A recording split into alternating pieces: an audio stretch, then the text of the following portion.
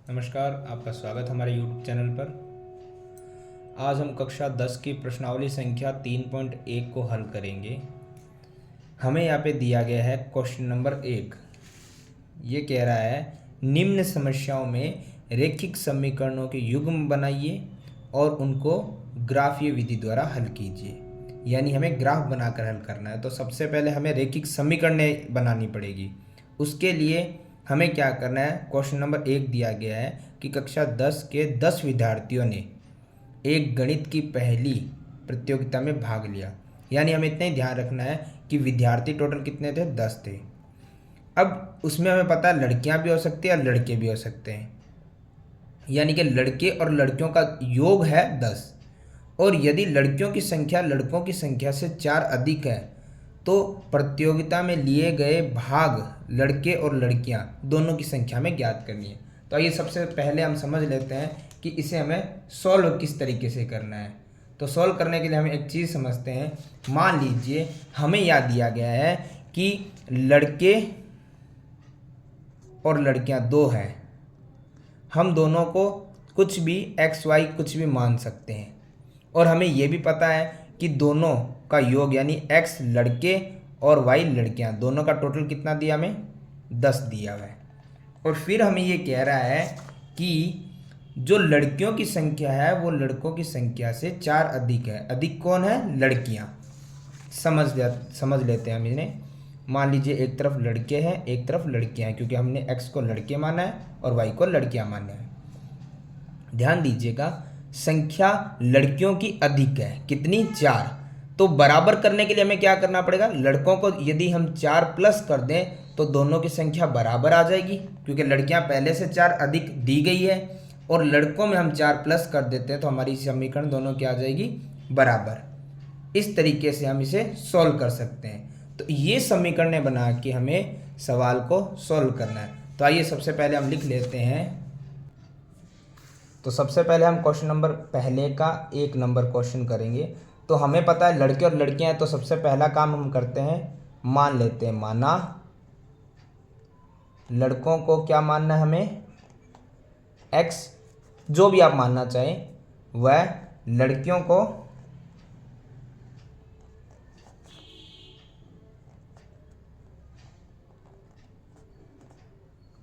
Y है। तो हमने लड़कों की संख्या को और लड़कियों की संख्या को कुछ मान लिया, क्योंकि इनकी हमें संख्याएं पता है नहीं।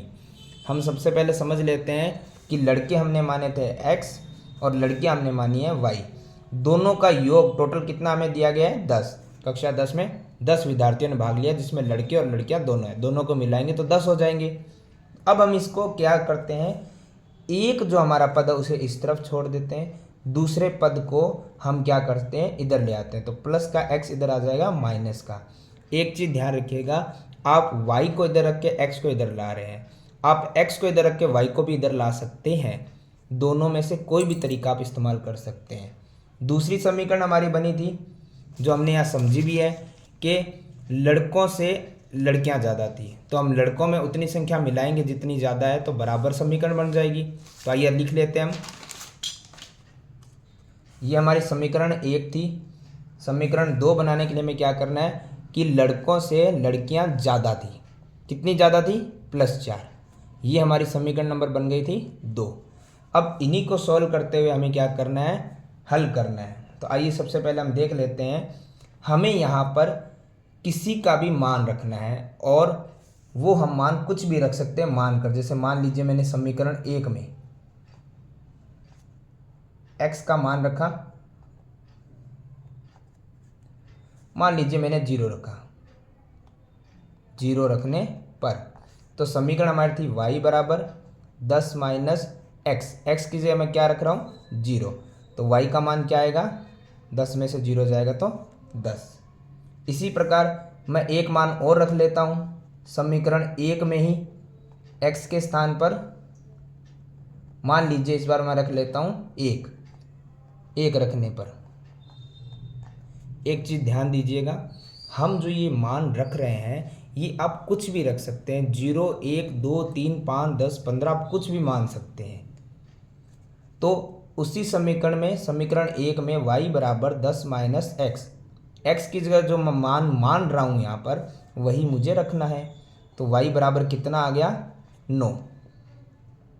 इस प्रकार से हमें क्या करना है, इन्हीं मान को सारणी बनाकर लिख देते हैं कि x का मान और y का मान। x का मान हमने क्या माना था 0, तो y का मान क्या आया था 10। इसी प्रकार बाद में x का मान हमने क्या माना था 1, तो y का मान क्या आया था 9। अब यही सेम प्रक्रिया हमें समीकरण 2 में करनी है। समीकरण 2 में हमें क्या करना है, वही चीज़ करनी है। समीकरण हमारे सामने है, क्वेश्चन यही चल रहा है। वापस से हम देखते हैं अब समीकरण 2 में हम क्या करते हैं, x का मान कुछ भी रख सकते हैं। जैसे मैंने कहा आप 0, 1, 2 कुछ भी रख सकते हो। 0 रखने पर तो ध्यान दीजिएगा हमारी समीकरण है x प्लस वाई बराबर 4। तो मैंने x की जगह x का मान रख लिया 0, प्लस में 4 बराबर में y है, तो 0 और 4 हुआ 4। y का मान कितना आया 4। इसी प्रकार एक बार और मान रख लेता हूँ मैं समीकरण 2 में ही x का। इस बार मैं रख लेता हूँ x का मान लीजिए 1 रखने पर, 1 रखने पर।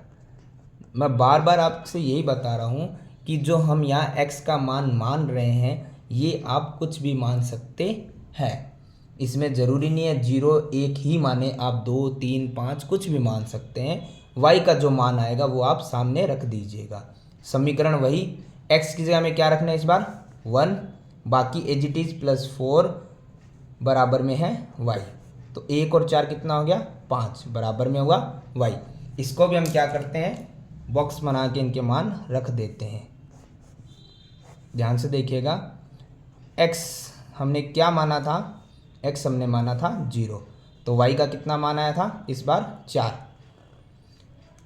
x का मान इस बार हमने 1 माना था, तो y का मान आया था 5। अब यही मान हमें ग्राफ में बताने हैं, दर्शाने हैं, ग्राफीय विधि द्वारा हल करना है हमें। तो हमें सबसे पहले ग्राफ की आवश्यकता रहेगी। हमें अब यही मान ग्राफ में दर्शाने हैं, तो हम एक ग्राफ ले लेते हैं जिसमें हम क्या करते हैं, y का मान कम से कम 10 और x का मान कम से कम 1 हमें चाहिए। उससे अधिक आप लिखते हैं तो लिख सकते हैं। जैसे मान लीजिए हमने ग्राफ बनाई है। अब ग्राफ में हमें यही देखना है कि y का मान हमारे पास कितना था 10 तक था। पहला बिंदु हम देख लेते हैं हमें कहाँ लगाना है। पहला बिंदु हमें x में 0 और y में 10 चाहिए और दोनों प्लस के हैं। वे 0 वैसे भी प्लस का ही होता है। तो x की हमारी संख्या होती है ये वाली लाइन, इसे हम x का मार्क देते हैं, और ये होती है हमारी y वाली। तो ध्यान से x में हमें कितना देखना है 0, x में 0 तो ये रहा, और y में हमें कितना चाहिए था 10, y में 10 ये रहा। तो इसे हम यहाँ क्या कर देते हैं, गहरा कर देते हैं और साथ में लिख देते हैं कि x का मान यहाँ था 0 और y का मान था 10। इसी प्रकार अब हम आगे देखते हैं, दूसरा मान इसी में हमारा था x का 1 और y का 9। तो हमें x पर 1 देखना है। x हमारी ये रेखा है, उस पर x पर 1 ये रहा, ये वाली लाइन है, और y पे 9, y पे 9 1 2 3 4 5 6 7 8 9 ये रहा। गहरा कर देते हैं, साथ में हम लिख देते हैं कि x 1 और y 9। पहला मान x का होता है, दूसरा y का होता है। अब हम क्या करते हैं, स्केल की सहायता से इसे एक सीधी रेखा में खींच देते हैं ताकि ये रेखा एकदम सीधी जा सके। अब हमें देखना है हमारे दूसरी जो समीकरण से मान बने थे वो भी इसी में रखना हमें। इस बार x का 0 और y का 4। तो ध्यान से देख लेते हैं, x वाली लाइन में 0 ये रहा और y वाली लाइन ये है, इसमें 4 1 2 3 4। यहाँ हम गहरा कर देते हैं और लिख देते हैं x का 0 y का 4। फिर उसके पश्चात हमारा मान था x में 1 y में 5, x में 1 y में 5, 1 2 3 4 5 ये रहा। लिख देते हैं हम x में 1 y में 5। अब हमें यहाँ भी वही करना है, रेखा को सीधा खींचना है स्केल की सहायता से। तो हम क्या करते हैं, स्केल की सहायता से जहाँ पर भी रेखा जा रही है उसे मिला देते हैं। ये लीजिए, जहाँ पर भी हमारी रेखा गई उसे हमने मिला दिया है। अब एक चीज़ ध्यान से देखिएगा, जहाँ पर भी रेखा कट रही है उसे वहाँ पे गहरा स्पॉट कर देंगे। अब हमें देखना है ये कहाँ पर बिंदु काट रहा है। तो ध्यान से देखेंगे, ये रेखा हमारी x पर तो 3 पर काट रहा है, x का मार्क हो गया हमारा यहाँ पे 3, और y वाली रेखा हमारी ये है। तो इस पे हम देखते हैं y पे कहाँ काट रहा है, ये 7 पर। जैसे मैंने पहले बताया था कि पहला मान हमारा x का होता है और दूसरा मान हमारा किसका होता है, y का होता है। अब हमें यही आंसर में लिखना है, क्योंकि मैं बार बार बता रहा हूँ आपको कि पहला जो मान होता है वो x का होता है, दूसरा y का होता है। तो जहाँ पे हमारा कटा वहाँ पे पहला मान x का आया है 3 और y का आया है 7। हम देख लेंगे इसके सामने कौन सा बिंदु और इसके सामने कौन सा बिंदु है। तो x का मान 3 आया है, y का मान 7 आया है। हम इसे लिख देते हैं कि x का मान कितना आया है 3 और y का मान आया हमारे पास 7। ये हमने लिख दिया। अब हम ये देख लेते हैं हमारे क्वेश्चन को। हमने सबसे पहले लड़कों की संख्या क्या माना था, x माना था। तो हमारे लिए x 3 है, तो हम लिख देते हैं लड़कों की संख्या। लड़कों की संख्या कितनी प्राप्त हो गई हमें, 3, और फिर y था लड़कियों की संख्या। तो लड़कियों की संख्या हमें कितनी प्राप्त हुई है, 7।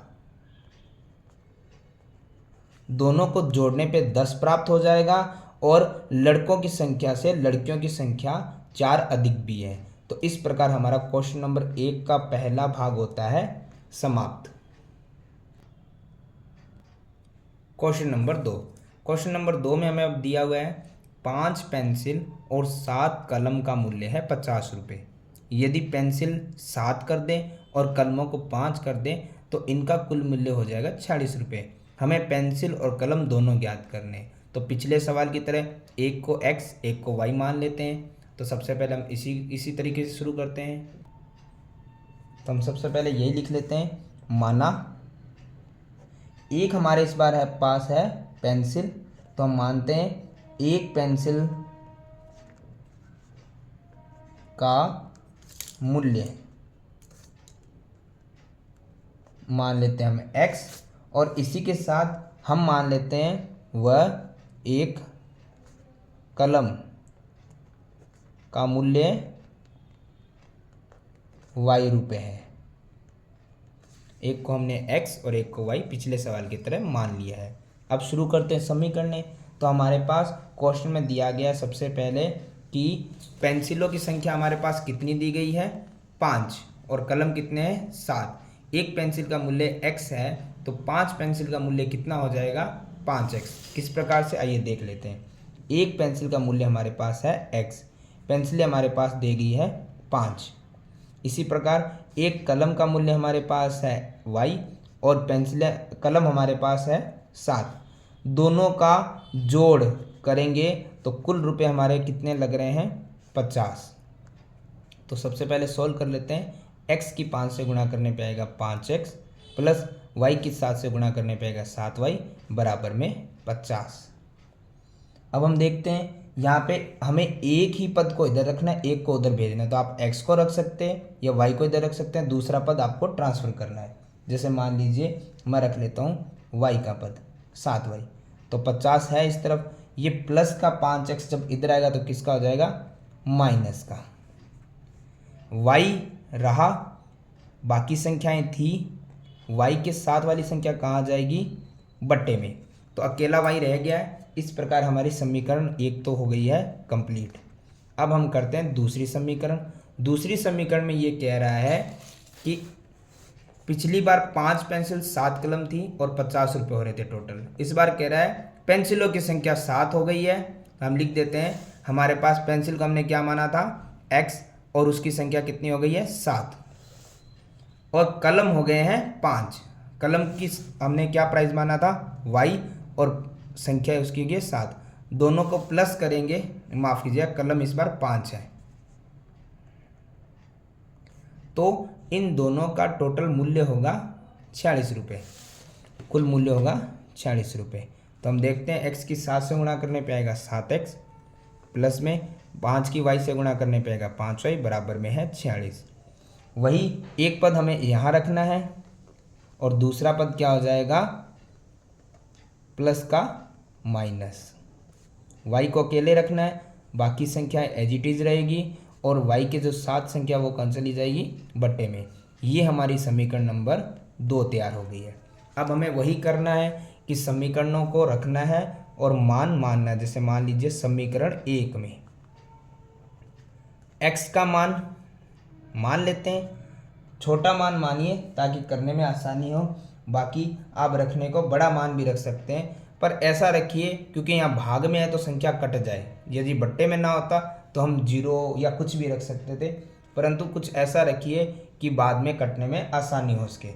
जैसे मान लीजिए मैंने यहाँ पे रख लिया है x का मान 3 रखने पर, जैसे मैंने पहले भी कहा था आप यहाँ पे मान 0, 1, 3, 5, 10, 15 कुछ भी रख सकते हैं, कोई प्रतिबंध नहीं है कि हमें मान यही रखना पड़ेगा क्या।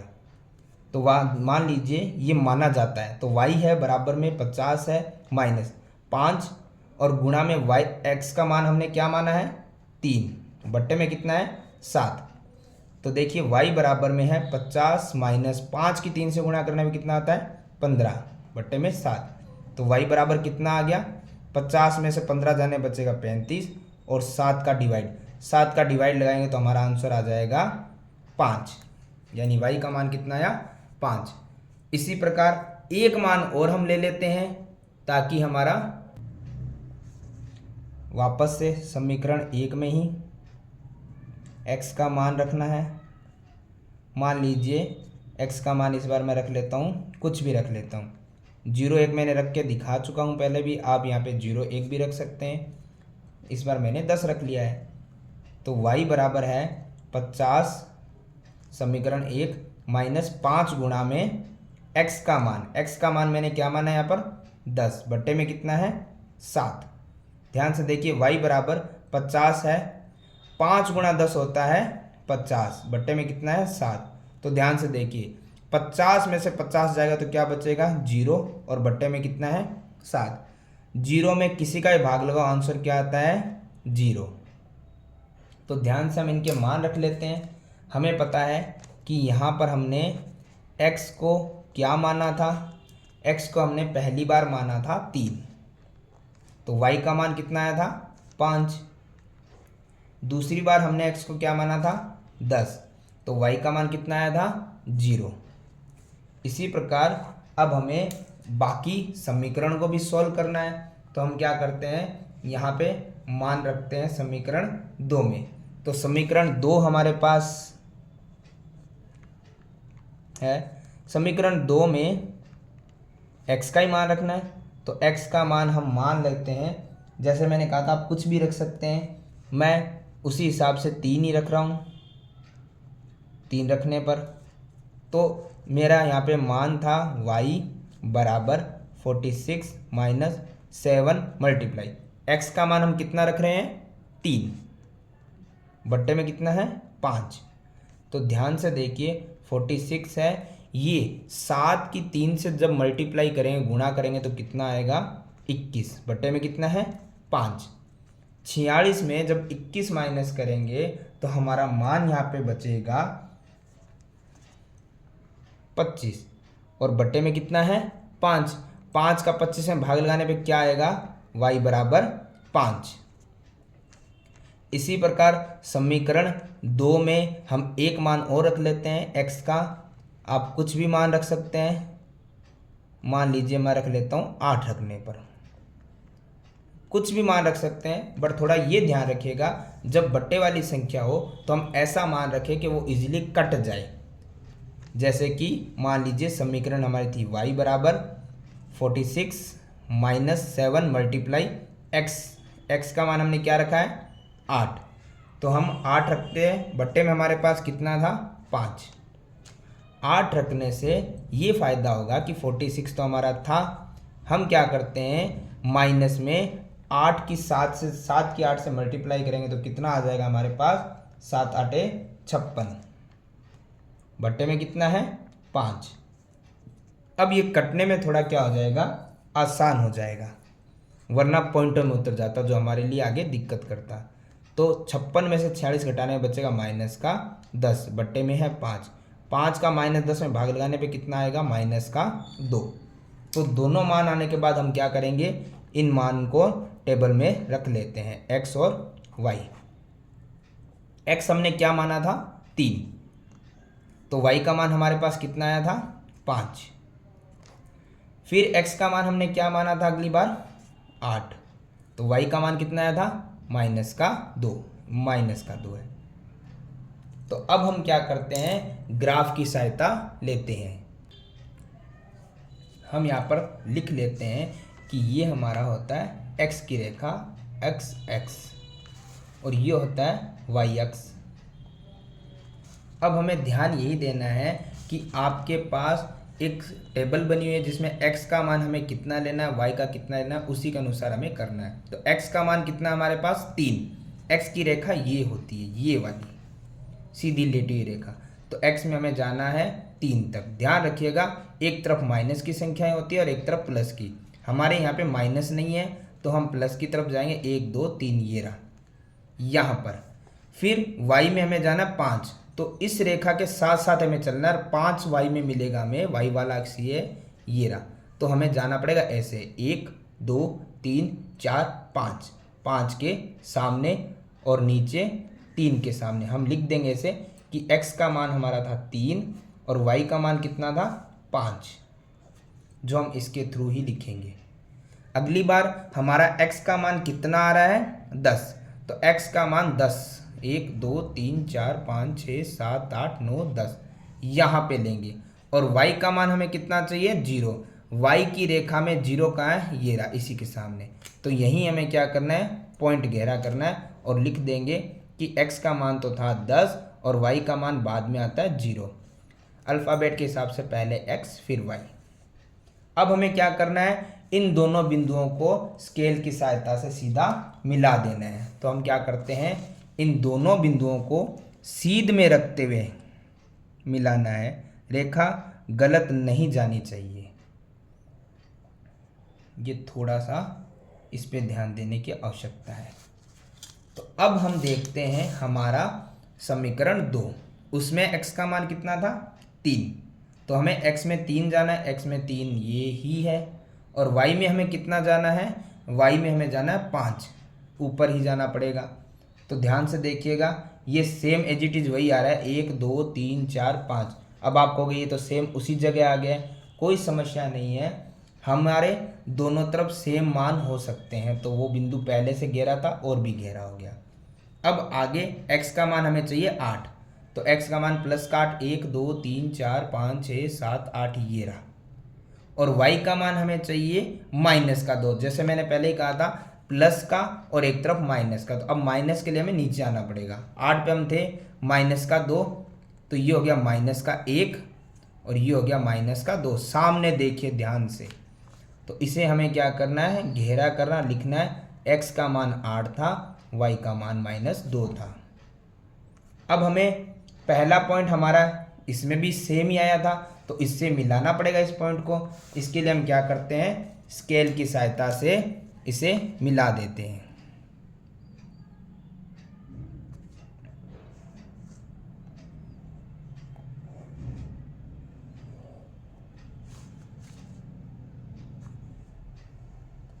दोनों संख्याएं हमारी, दोनों जो रेखाएं थी वो आपस में मिल चुकी है।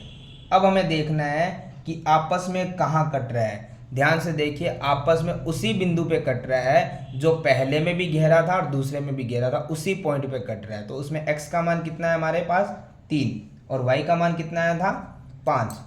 पहला x का मान है, दूसरा y का मान है, तो उसे हम लिख लेते हैं आगे। इसके अनुसार हमारा x का मान आया था 3 और y का मान आया था 5। जैसे मैंने पहले ही बताया था, पहला मान x का था, दूसरा y का, जहाँ पे आपस में काट रहे हैं। अब हमें देखना है हमने x किसे माना था, हम रख देते हैं उसी का मान। तो हमने x किसको माना था, हमने x माना था पेंसिल को। तो हम लिख देते हैं कि पेंसिल का मूल्य कितना आ गया है, पेंसिल का मूल्य 3 रुपये। और दूसरा हमारे लिए क्या था, कलम था। तो कलम का मूल्य कितना आ चुका है, 5 रुपये। इस प्रकार से हमारा क्वेश्चन नंबर पहले का दूसरा होता है समाप्त। सवाल नंबर 2, हमें यह दिया गया है अनुपातों A1 बटे में A2, B1 बटे में B2 और C1 बटे में C2 की तुलना करनी है हमें। और निम्न समीकरण युग्म द्वारा निरूपित रेखाएं एवं बिंदु पर प्रतिच्छेद करती है, समांतर है या संपाती है, वो हमें ज्ञात करना है। तो हमें कुछ आगे सवाल दिए गए हैं, ये हमें सवाल दिए गए हैं। इसमें ये A1 रहता है, ये B1 रहता है, ये C1 रहता है, नीचे वाला A2, B2 और C2 रहता है। हमें इन्हीं सवालों में ज्ञात करना है कि कौन सा मान समांतर है, कौन सा प्रतिच्छेद कर रहा है और कौन सा संपाती है। तो इसके लिए सबसे पहले हम समझ लेते हैं कि ये प्रतिच्छेद करना, समांतर और संपाती होता क्या है। इसके लिए हम क्या करते हैं, एक तरीके से सवाल को समझते हैं। जैसे मान लीजिए हमें दिया गया जाता है A1 और A2, B1 और B2, C1 और C2। एक चीज़ ध्यान रखिएगा, जब भी आपको कोई द्विघात समीकरण दी जाती है, जैसे मान लीजिए आपको दिया गया है 5x माइनस 4y प्लस 8 बराबर 0, तो ध्यान रखिएगा जो पहला पद होता है ये हमारा A होता है, दूसरा हमारा B होता है और तीसरा हमारा C होता है। इसमें हमेशा 2 समीकरणें एक साथ दी गई मिलेगी, जैसे पहले क्वेश्चन में दिया हुआ भी है इसी प्रकार से। तो हमें ध्यान रखना है पहले पद का पहला भाग A हो गया और ऊपर वाला है तो A1 हो गया, नीचे वाला पहला पद A हो गया और दूसरा है तो यहाँ पे A2 लगा दिया। फिर दूसरे पद को हम B1 से करेंगे और नीचे वाले दूसरे पद को B2 करेंगे। ऊपर वाला तीसरा पद C1 हो जाएगा और नीचे वाला C2 हो जाएगा। इन पदों को हमें क्या करना है, बटे में रखना है। जैसे A1 के बटे में A2, सिर्फ x y के साथ वाले संख्याओं को, उन्हीं को हमें बट्टे में रखना है, सिर्फ उनकी संख्याओं को विद इनके निशानों के साथ। तो अब ध्यान दीजिएगा कि जैसे हम इन संख्याओं को बट्टे में रखते हैं, या तो वो क्या आएगी, सभी बराबर हो जाती है। जब मान सभी बराबर होता है तो उसे क्या बोलते हैं वो समझ लीजिए। जब तीनों मान बराबर होते हैं, यानी कि इस संख्या को बट्टे में रखने पर, इस संख्या को बट्टे में रखने पर और इस संख्या को बट्टे में रखने पर, तीनों मान काटने के बाद या कैसे भी बराबर आ जाए, बट्टे वाले मान तीनों ही, तो वो मान हमारा होता है संपाती। कई बार तीनों मान बराबर नहीं आते, पहले 2 मान तो बराबर आ जाते बट्टे वाले, तीसरा मान बराबर नहीं आता है। तीसरा मान बराबर, जैसे मान लीजिए A1 A2 B1 B2 के बराबर आ जाए, परंतु C1 C2 के बराबर ना आए, तो ऐसे मान को हम क्या लिखते हैं, ये मान हमारा हमेशा क्या रहेगा, समांतर रहेगा। और एक आता है जिसमें A1 बटे में A2 और B1 बटे B2 इतना भी बराबर नहीं आता है, वो भी बराबर नहीं आए, उसे हम कहते हैं प्रतिच्छेद, प्रतिच्छेद करता है। ठीक है, तो हम सबसे पहले इन्हीं संख्याओं को समझते हैं कि हमें क्या क्या समीकरण दी है, उसे हल करते हैं। हमें दूसरे का क्वेश्चन नंबर 1 दिया गया है 5x माइनस 4y प्लस 8 बराबर में 0। दूसरी इसी में दिया गया 7x प्लस 6y माइनस 9 बराबर में 0। तो जैसे हम समझ चुके हैं कि यहाँ पे A1 B1 और C1 कौन रहेंगे। तो अभी आपको बताया था जो ऊपर वाले समीकरण है उसमें A1 प्रथम पद रहता है, B1 दूसरा पद, और हमें एक्स वाई ना रख के सिर्फ उसके नंबर्स को रखना है। दूसरे पद B1 है तो उसका हमें निशान के साथ रखना होगा, प्लस माइनस जो भी हो। फिर आता है C1, C1 हमारा कितना है 8। इसी प्रकार A2 B2 और C2, ध्यान से देखिएगा, नीचे वाले समीकरण का पहला पद ए ही होगा, लेकिन दूसरी समीकरण है तो ये A2 हो जाएगा। तो x के साथ वाला मान आ गया है 7, B2 y के साथ वाला आ गया है 6। चूंकि यहाँ निशान के साथ आता है तो यहाँ पे प्लस है, प्लस शो करना जरूरी नहीं है बट प्लस साथ में होता है। उसके बाद में तीसरा है C2 जो हमारा है -9। अब हमें क्या करना है, पहले A1 बटे में A2 और B1 बटे में B2 के हिसाब से हमें चेक करना है कि बराबर आ रहा है या नहीं आ रहा है। तो हम देखते हैं A1 हमारे पास कितना है 5 और बटे में A2 हमारे पास कितना है 7। इसी प्रकार B1 हमारे पास कितना था -4 और B2 कितना था 6। जैसा मैंने कहा था सबसे पहले आप 2 चेक कर लीजिए। हमने यहाँ बताया था कि या तो तीनों बराबर आएंगे, पर यहाँ पे पहले आप 2 को चेक कीजिए। यदि दोनों ही बराबर नहीं आ रहे तो वो क्या होता है प्रतिच्छेद। यदि 2 बराबर आए तो फिर तीसरा चेक कीजिए, 2 बराबर है तीसरा बराबर नहीं हो तो समांतर और तीनों बराबर हो तो संपाती। लेकिन यहाँ पर जब दोनों ही बराबर नहीं आ रहे हैं, हमें पता है ये तो काटने वैसे कट भी नहीं रहा है और एक तरफ प्लस और एक तरफ माइनस है, तो ये दोनों बराबर नहीं है। यदि A1 बटे A2 और B1 बटे B2 बराबर ना आए तो उसे क्या बोलते हैं प्रतिच्छेद। और प्रतिच्छेद हमेशा कितने बिंदु पे करता है, एक बिंदु पर। तो हम लिख सकते हैं एक बिंदु पर प्रतिच्छेद करेगी। इसी प्रकार अब हम देखते हैं इसी का क्वेश्चन नंबर 2। पहला क्वेश्चन हमारा हो चुका है समाप्त। इसी में दूसरा क्वेश्चन हमें दिया गया है 9x + 3y + 12 बराबर 0। फिर है नीचे 18x + 6y + 24 बराबर में 0। अभी आपको बताया था पहली समीकरण A1 A2 माफ कीजिएगा A1 B1 C1, नीचे वाली A2 B2 और C2। तो हम लिख देते हैं A1 का मान कितना आया है 9, B1 का मान कितना आया है +3 और C1 का मान कितना आया है +12। इसी प्रकार A2 हमारे पास कितना आ रहा है, A2 आ रहा है 18, B2 कितना आ रहा है हमारे पास +6 और C2 कितना आ रहा है हमारे पास +24। हमें रखना है मान। तो A1 बटे A2 हमारे पास A1 है 9 और A2 है 18, B1 है 3 और B2 है 6। सबसे पहले इन 2 को चेक करते हैं। तो ध्यान से देखेंगे ये हो गया 3 के पाड़े से 3 तिया 9, 3 6 18। तो 3/6 दोनों क्या आ गए हैं बराबर, दोनों क्या है बराबर। इसी प्रकार आगे हम देख लेते हैं कि आगे अब 2 पद जब बराबर हो तो हम तीसरे पद को भी देखते हैं। तीसरा पद है C1 बटे में C2। तो C1 है 12 और C2 है 24। इसको भी हम देख लेते हैं कट रहा कि नहीं कट रहा। 12 कम 12, 12 दूना 24। तो हम देखते हैं कि ये मान हमारा है 1/2। अभी ये संख्या और कट रही है तो हम और काट लेते हैं, क्योंकि हमें पता है ये तो दोनों पहले से बराबर है तो कटेगा तो समान आंसर आएगा। इसको हम देख लेते हैं 3 एकम 3, 3 दूना 6, 3 एकम 3, 3 दूना 6 और ये 1/2 था। मतलब हमारे तीनों मान क्या आ गए हैं बराबर। जब हमारे तीनों मान बराबर आ रहे हों, कटे ना, आपस में सारे मान बराबर आ गए हैं कटने के बाद, तो वो कौन सा मान होता है संपाती होता है। तो हम लिख देते हैं ये मान हमारा कौन सा है संपाती। इसी प्रकार इसी का 3 नंबर क्वेश्चन हम कर लेते हैं।